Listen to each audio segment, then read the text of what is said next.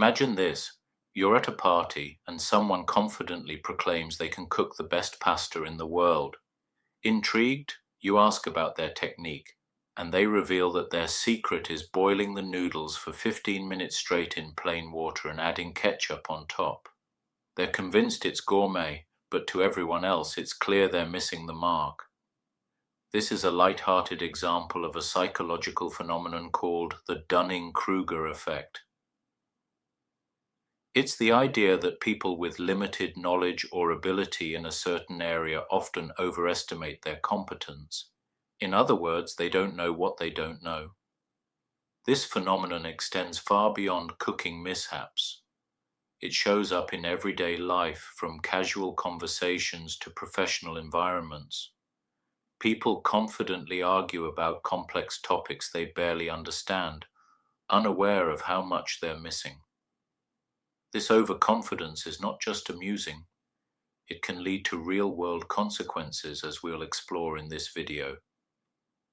The Dunning-Kruger effect was first described by psychologists David Dunning and Justin Kruger in 1999. They observed that people with low ability in a task often have inflated confidence because they lack the expertise to recognize their shortcomings. Here's a relatable question.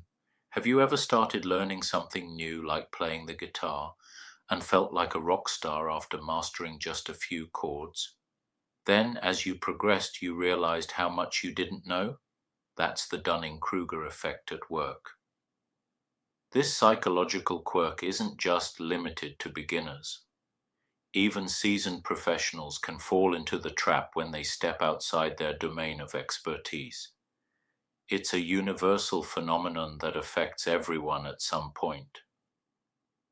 One of the most common places we see this phenomenon is on the road. Studies show that around 80% of drivers rate themselves as above average.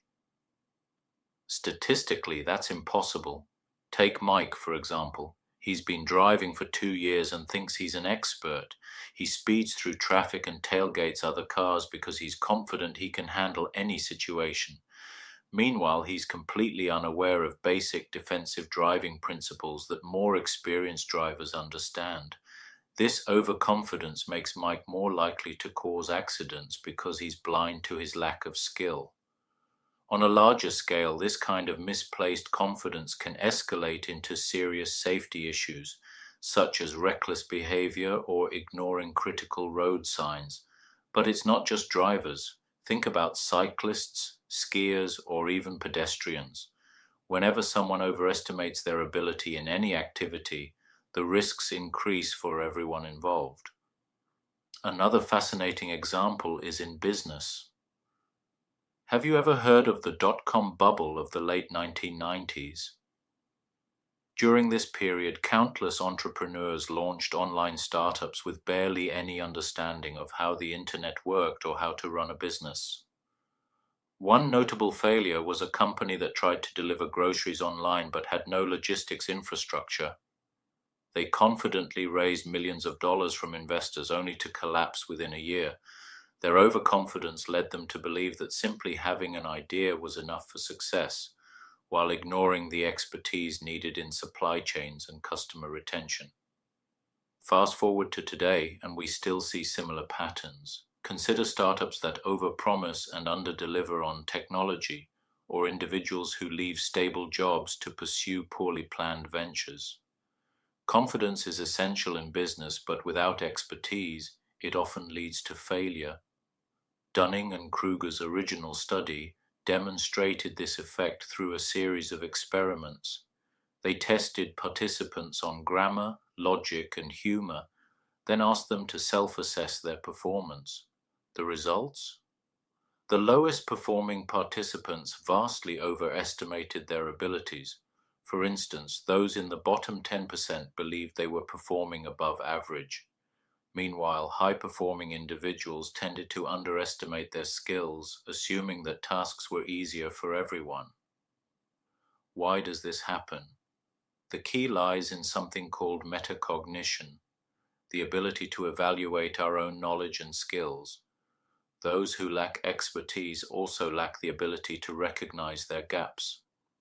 Later studies expanded on these findings, showing that the Dunning-Kruger effect applies across various domains, from academia to sports. In every case, individuals who scored low consistently overestimated their competence, while high achievers often doubted their abilities. Let's talk about fitness.